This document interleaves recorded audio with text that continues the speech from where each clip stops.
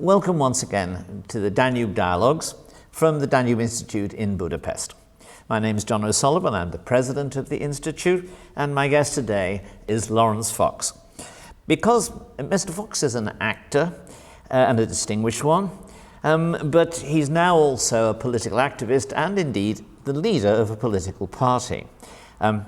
He recently announced that he was launching a new party. He's amassed a considerable amount of money to support it, although you need a lot of money to support a political party in my experience, and he's already recruited something like 10,000 members.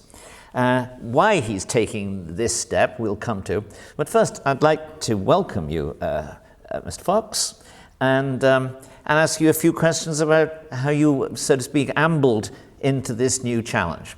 So first I'll begin by saying that you're a famous actor, and you're from a famous acting family. I think your father, your uncle, and your aunt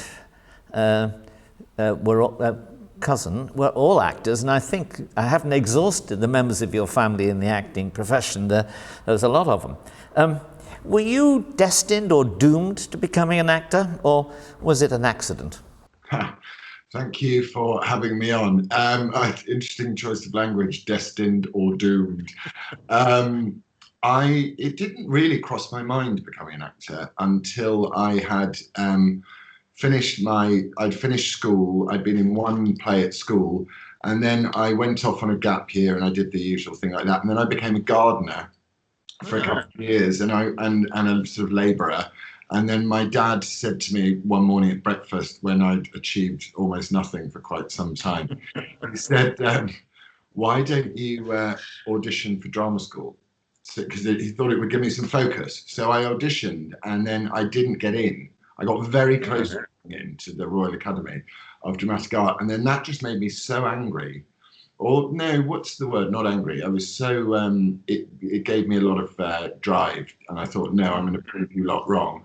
And I then worked again, and I re-auditioned next year, and I got in, and it's been proving people wrong or right ever since. Who knows?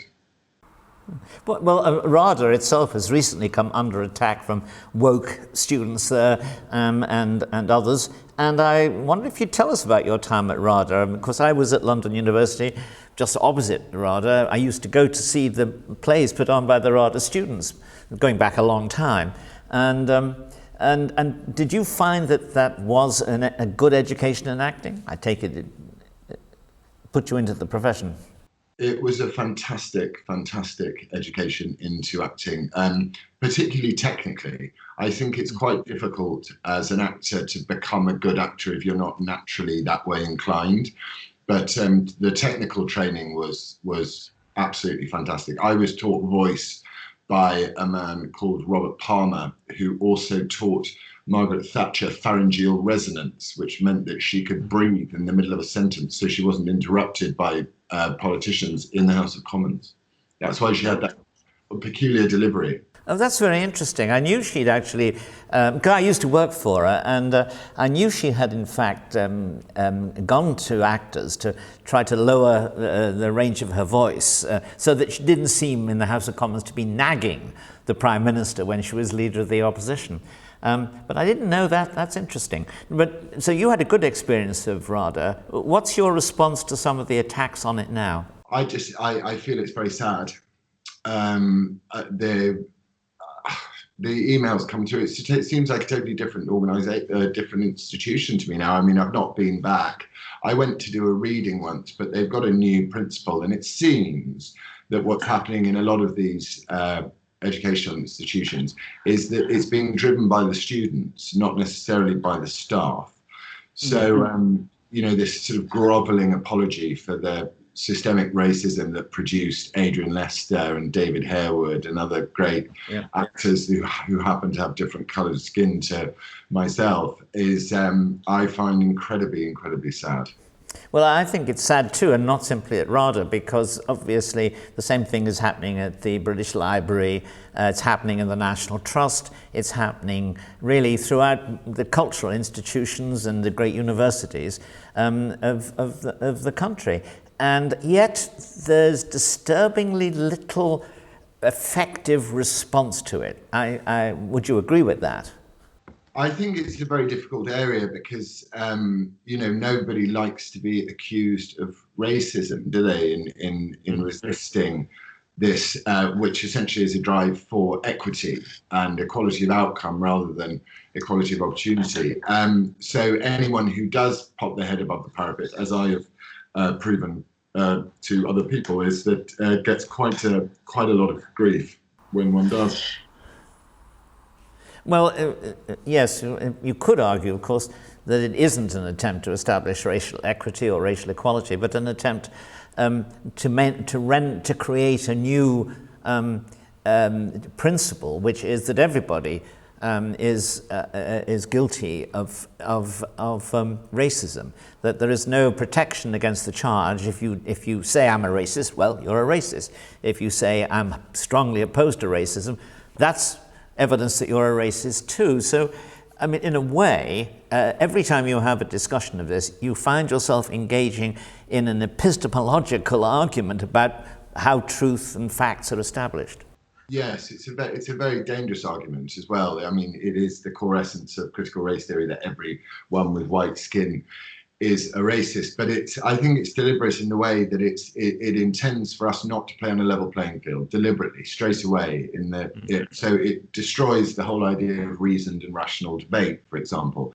So you can't. It says there is an oppressor and there are the oppressed, and there's therefore no opportunity for you to debate and discuss. And it's why it's so virulent in institutions, because all someone has to do is put their hand up and say, this place is systemically racist. And, any kind-hearted and, generous human would turn around and go, well, what can we do to help?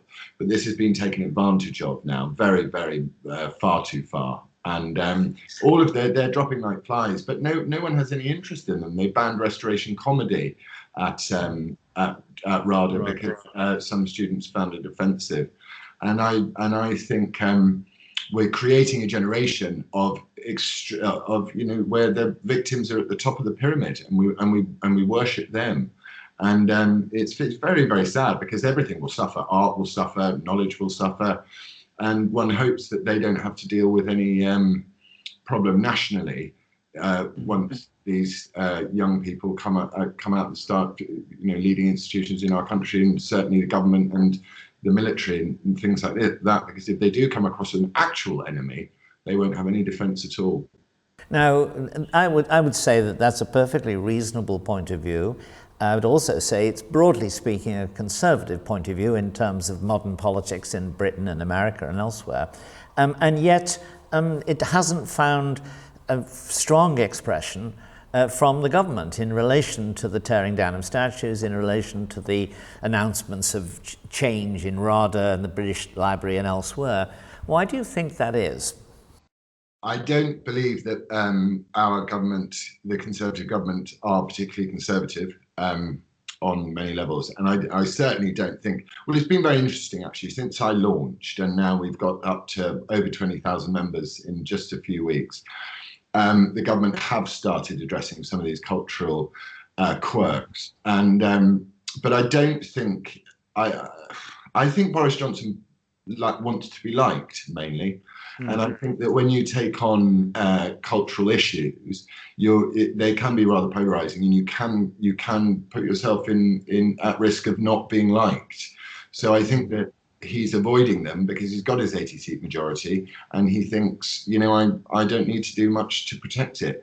But I think probably what will happen is the votes that he's borrowed off the working people in this country will be very, very, will be taken back without, not begrudgingly. Because those votes, I think, came from what David Goodhart calls the somewheres, the people who are rooted in the areas where they were born, who have an education but perhaps didn't go to university, or didn't go to certainly on to higher education, beyond that tertiary education, and finally they in a sense don't identify their interests. They identify their interests with the country in a way that highly educated, highly mobile people who travel around the world for their jobs, that describes me in a way. No, yeah, no, that's right. You're an actor, so you go to all kinds of places. But nonetheless, this is a really important division, and the Conservative government, in a sense, ought to feel natural sympathy with the people of the country who feel sympathy, who admire and love the country. Somehow that's lacking in a lot of modern Conservatives. I think it's lacking in a lot of modern educated people. For many years, I felt very insecure intellectually that I didn't go to university.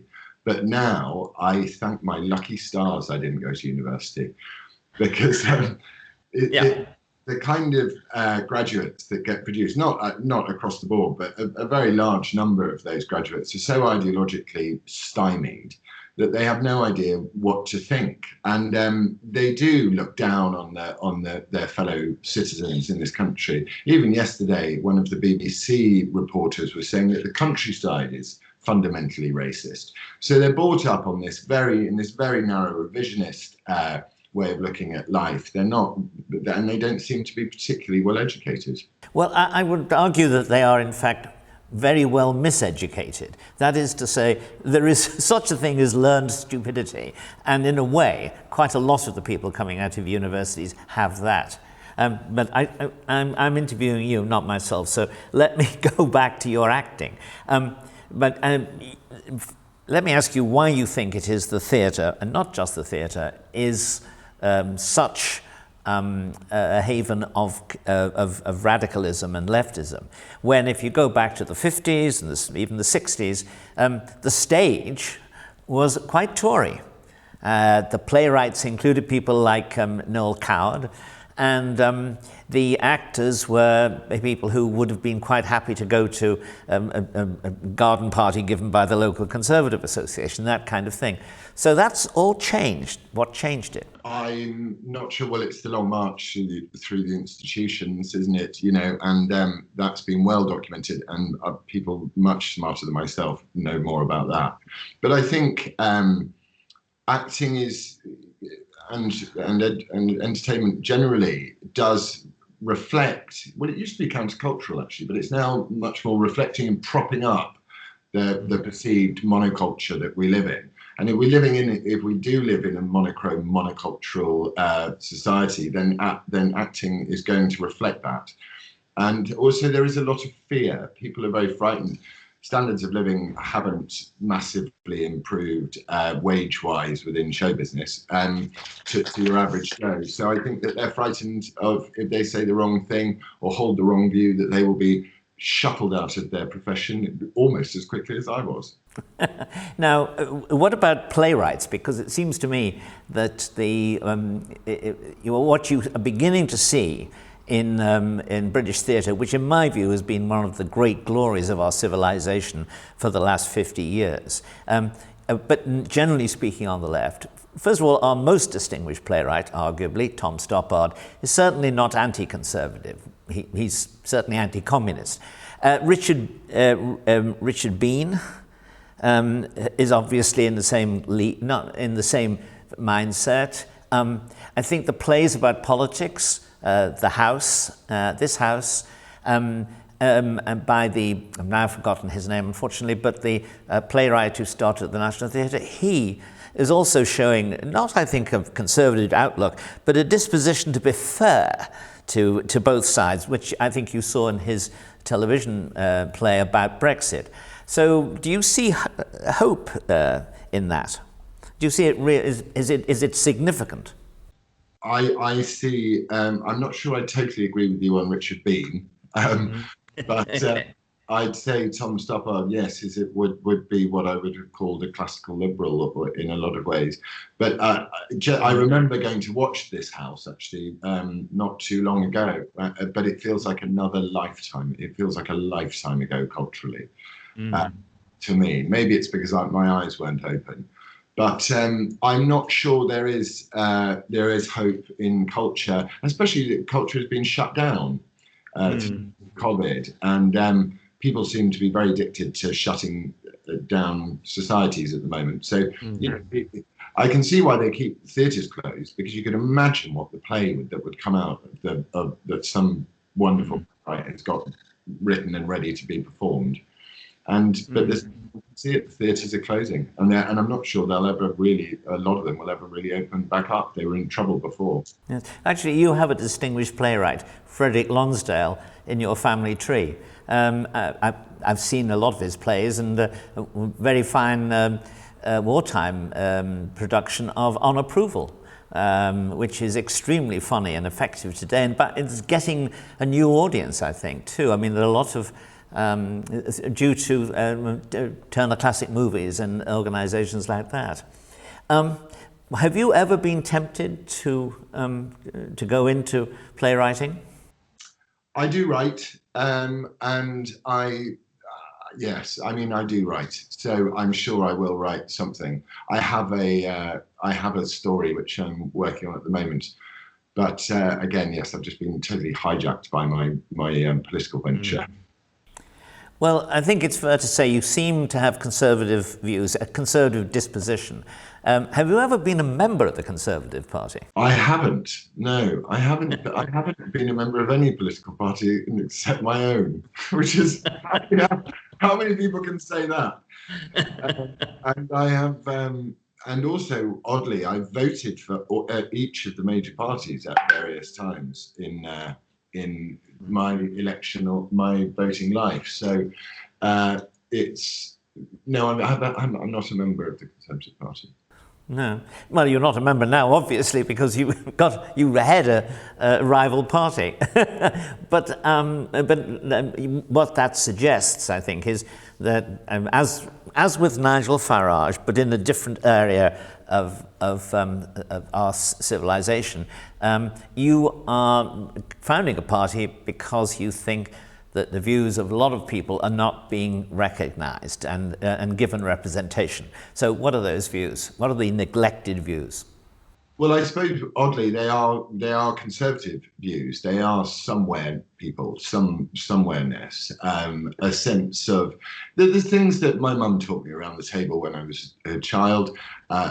In a family of 7 we were, so it was the ability to speak your mind freely, the ability to disagree robustly, but also maintain a sense of friendship through that disagreement. There was a sense of fairness encouraged in the arguments, and there was a sense of politeness and good manners. And these things, and home for a variety of views around our table, and to this day, when we sit down together as a family, there's no one who has the same. There are people that are slightly aligned, but there are some very radically different political views just within our family. So it's those that are not being represented by the very, very small and angry media bubble London metropolitan crowd who want to scare us all into having one view. And I'm very against that. I find that doesn't move debate forward. It actually it makes debate regress, and it makes society regress. It tribalizes us and it polarizes us. Well, I think that's true, but things, you personally, I think, have been forced to take this radical move, so I read, because in a way, once your views became known, once you expressed some of these views, you encountered enormous hostility and something approaching. You found yourself being what's the word? I'm sorry. Blacklisted. I'm sorry. Yeah. Yes, I was blacklisted. And I had been softly blacklisted anyway throughout my career by the BBC, for example, because I didn't fit in with their narrow idea of what is and isn't decent drama. But having said that, they have created some great drama. But once I was outed, in that I outed myself to say that I thought this was wrong, I was told very firmly that unless I made sure that my views came back in line, fell back into line with the accepted view, that I would never work again as an actor. And so one of the reasons, actually, ironically, one of the reasons I have started the party is because I'm going to do my bit to help solve this, what I hope is a cultural blip, but I suspect might be something much, much more sinister. And so one day I could walk back onto an acting set. It was never a problem. I worked with Kevin Whately, who's a lefty as they come, for 10 years, and we got on like a house on fire. We just didn't agree on anything, but we got on like really well. Well, that's the way it used to be more or less everywhere. Now, in journalism, obviously, conservatives were also a minority. But back in the 60s and 70s, and I started in the Telegraph in 1970, there was no doubt that in Fleet Street, you would meet in Elvino's people who'd expressed exactly the opposite position to you that morning in their paper, and then you'd have an argument and a debate about it, and it went perfectly well. But there was then the beginnings of an attempt to impose an orthodoxy. That was then through the union, the National Union of Journalists. But it's got steadily worse. It's always been there, I think, inequity, hasn't it? But now it's become, in a sense, a stage higher, a stage more threatening to independence of mind. Absolutely, I think it has. It's no longer even on. I don't even see it as being on the left. What's going on? I mean, it's easily described as leftism, but I don't see it as being on the left particularly. I think it's just highly authoritarian and very, very dangerous. So yeah, but you can still. The odd thing is, and this is why it's worth doing what I'm doing, is the odd thing is when you meet all sorts of people, they're still having these conversations. It's only within the vocal minority that these things don't happen. For example, yesterday or the day before, I did a TV show, and on the TV show, I was abused and shouted at and screamed at by a journalist, or she's called a journalist, but I'm not sure how she qualifies. And then she started to call me a racist bully on television, on live television, for saying nothing other than I don't agree with you. And the channel involved have not uploaded the show for people to be able to watch and make their own minds up about it, and done the best they can to disseminate information that I was hectoring her. And I didn't raise my voice above this. So we're living in a time where the narrative has totally overtaken the reality, and that I find very spooky as well. And of course, what happens if somebody disrupts the narrative and does so effectively, as Jordan Peterson did in his Channel 4 interview with Cathy Newman, there's an enormous interest in it everywhere, and an enormous kind of shock to the controllers, who suddenly feel, we've got to clamp down on this. We can't let this become too well known. Now, I want to get on to the question now, if I could, of the political party, and also the policies you will be implementing, as opposed to, well, let me begin. Do you know how to run a political party? I mean, it's quite a big job. Fortunately, I don't, but fortunately, there are many people that do. So I am doing what I'm doing, which is learning everything. I'm basically retraining, as the government keep telling everyone to do nowadays. But I just got in there first. There are some very experienced and talented people that are helping to put it together. The difficulty was we were not going to announce for another couple of months, and then the Times, Saturday Times, were going to write an article saying that Farage and myself were starting a party together, which obviously wasn't true. So I thought, well, let's just get ahead of it. So we're sort of playing a small game of catch up, but we're funded for 5 years, so we'll make sure we get there. Will it have a democratic structure? I remember Farage came under criticism because he was accused with the Brexit Party of having founded an organisation called a political party, but was really a limited liability company under his control.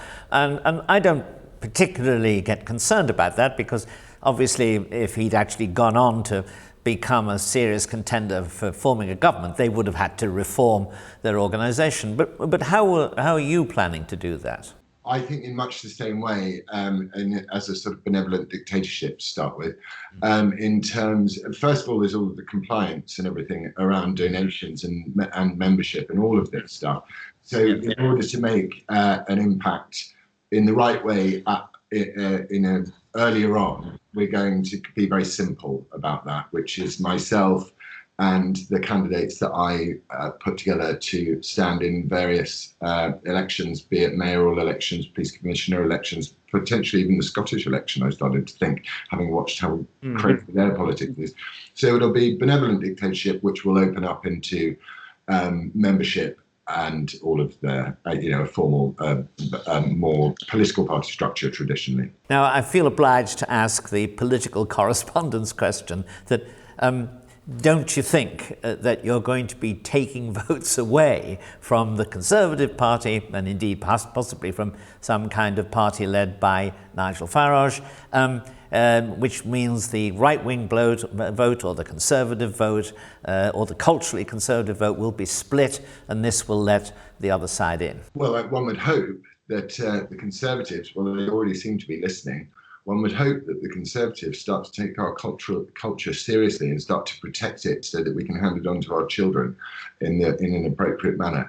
And if they do that, my ego isn't so big that I want to destroy anybody or anything like that. I just want, this is an important issue. So hopefully what will happen is the Conservatives will start paying attention. Labour, I think, is slightly lost in the UK because Keir Starmer has already drunk their critical race theory Kool-Aid.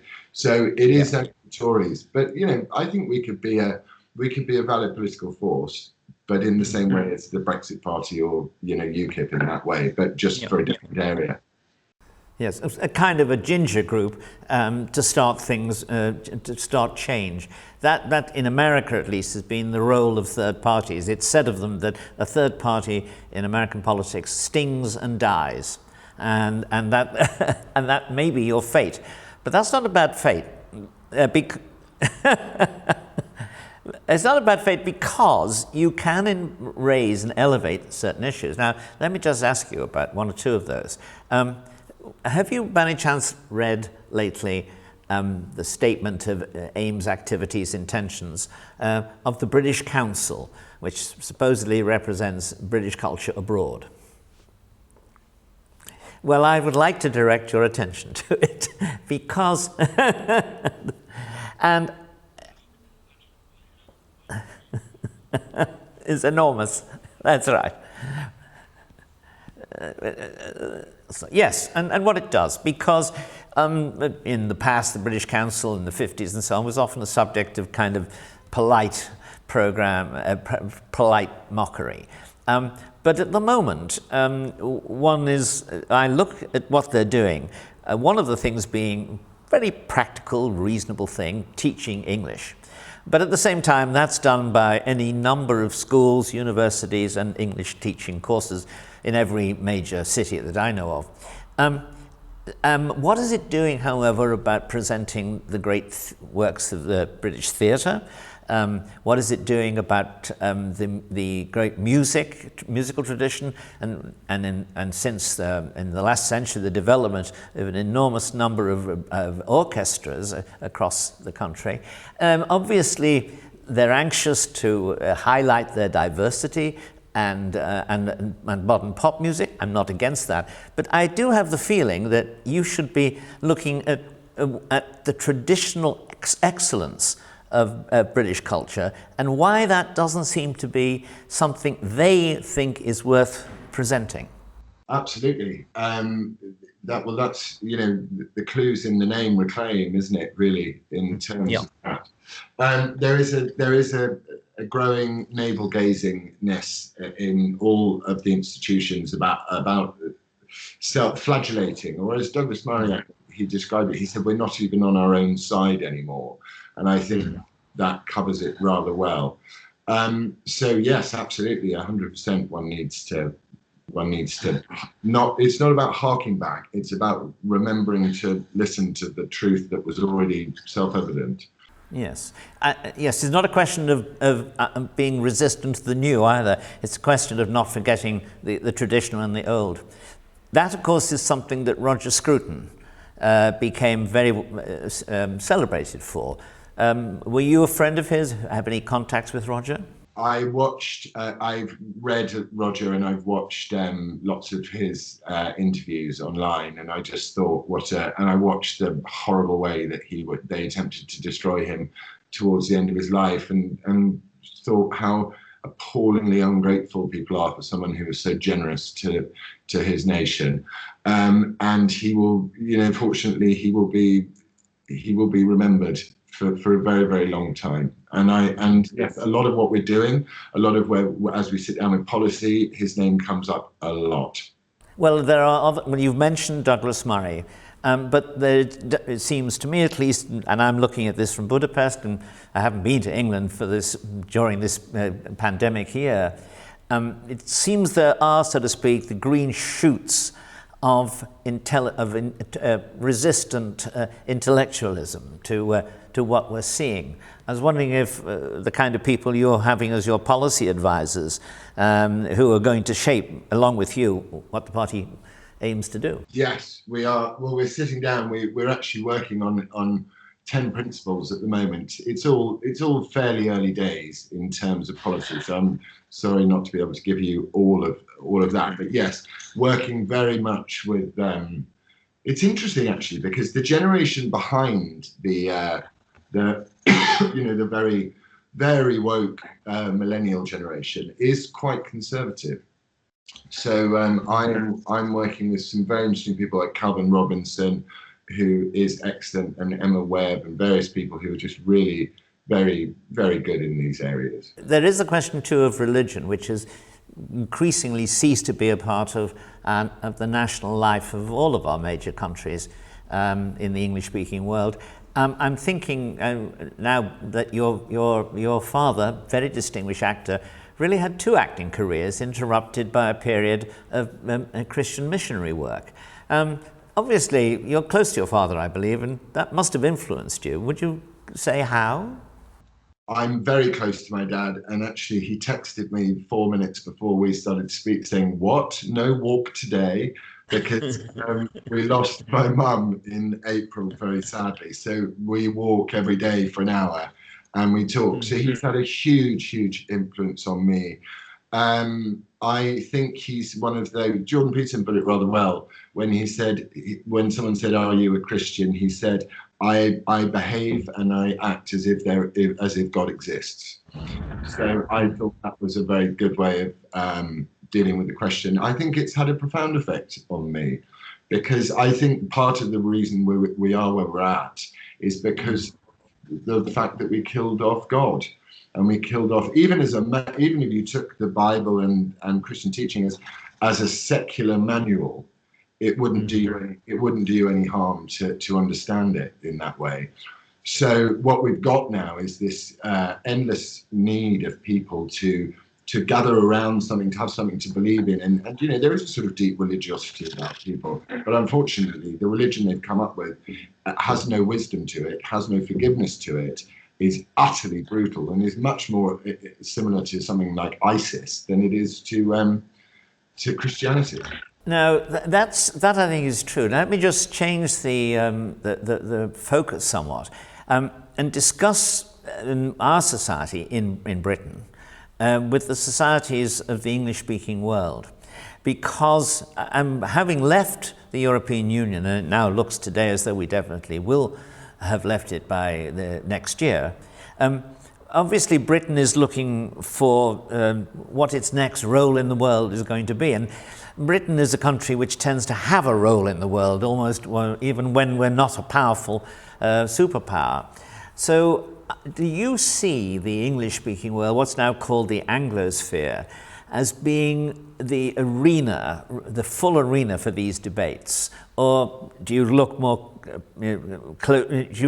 parochially, purely at the British Isles or Britain? I think it's a very good question. I think that we've evolved, haven't we? What Roger Scruton, that pre-political we point that he makes, that with our unwritten constitution, we're evolving all the time. So however many decades ago it was fine to chemically castrate a gay man, and yet now we will celebrate gay marriages, and we're evolving all the time. But I think that what happens is the centre of our culture is here in the United Kingdom, essentially. But I don't see why there is any reason why the Anglosphere won't affect our culture as well. But I think there's something very rooted, and it was specifically in England and the UK. Well, as a matter of fact, of course, if you, as I did, live in Australia for a few years, you find yourself watching programs which you're in, and I would say British crime series are fairly big in Australia and Canada, and in I would say the middle class viewers of the United States. I mean, the Masterpiece Theatre was a hugely important transmission belt of cultural ideas and impressions for the American middle and upper middle class, just as All in the Family, which was borrowed from the Till Death Do Us Part. It was the American version of Till Death Do Us Part. So there are now links of a cultural kind between all the English-speaking countries, and some of which might, and including, I think, increasingly some people in India, that makes what you're doing relevant beyond the British Isles, beyond the White Cliffs of Dover. Well, I think it's a universal freedom of speech and thought and inquiry is a universal, and wherever that can be encouraged, societies tend to progress, and wherever it's stifled, societies tend to fall apart very drastically.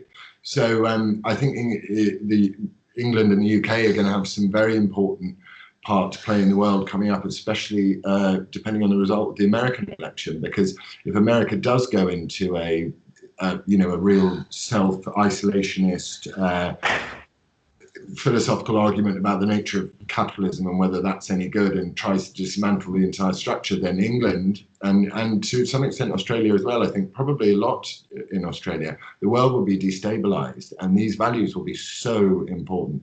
They'll be like diamonds that you're going to be passing around, I think. I'm looking at the moment a number of books that have been produced about the kind of intellectual and moral crisis that you're talking about. One, for example, is by a Polish philosopher-politician, Richard Legutko. It's called The Demon in Democracy, and it's a lament that democracy has been in Central and Eastern Europe, well, particularly in the years after 1989, it gradually became fossilized into a lesser version of what you're criticizing. Helen Pluckrose and James Lindsay in America and here in Britain too have written I think the definitive takedown of critical race theory. So there now is an international basis for people advocating your point of view, which is a critical point of view as well, of course, critical of critical theory, in a big way. And in England, you've got the New Culture Forum. You've got a number of institutions which are attempting to come up with a democratic and genuinely liberal alternative to this the new wokeness of American particularly, but of our life too. You can appeal to that. Absolutely. I think what Peter Whittle's done with the New Culture Forum is fantastic. I am a huge fan of Trigonometry, which is a great podcast which is fast growing in the UK and around the world. And what's so wonderful, actually, as you say, that these things can be shared across the Anglosphere is that, YouTube has given us the Hoover Institution is now you can watch the Hoover Institution. You can listen to Victor Davis Hanson talk about we are now in a position. What's so wonderful is, for those of us who didn't go to university, we're now in a position to get a university education online. And it's certainly find somewhere where there are robust arguments that we support and robust arguments that we disagree with. And so the tools for generating your own mind and populating your mind with interesting thoughts are exponentially growing. So I think when you say green shoots, I see Meadows. I just I just see a very, very committed combine harvester at the same time. I want to thank you very much for giving us these ideas. I want to ask you one final question, which is, you're now addressing, I don't say we're Metro Goldwyn Mayer or the BBC, but we do have quite a large audience in the United States and in Britain too. And Douglas Murray, for example, when he was on, he got, I think, a huge number of 25,000, 30,000 people. So what would you say to the people who are listening to you in Britain and elsewhere? Are the things they can do to, in a sense, know what your party's up to, be influenced by it, influence it? What can people do in terms of supporting the party, or what can they do in terms of their own lives? What can they do in terms of supporting the party, in the sense of telling the party what it wants to do, what they think it should do, and learning from the party what it's going to be doing? Look, wonderful. So we're going to be launching officially towards the end of November, where there'll be a policy platform for people to look at and make their own minds up. We're currently building a website which will be almost like a magazine, so people can engage with that, and there'll be a free format and a free area to talk and discuss. And then we will be, what else are we doing? Yes, and then we're going to be starting to send some candidates out. But you can find us at www.thereclaimparty.co.uk, and we exist on Twitter. And otherwise, you can listen to my ramblings about the state of things on various podcasts and on my Twitter page as well. I want to thank you very much for coming on the program here, giving us your views. I think we've enjoyed it, and our people will enjoy it, and look forward to getting you on again when you can report back on how you're doing. I would love to do that. Thank you. Thank you very much.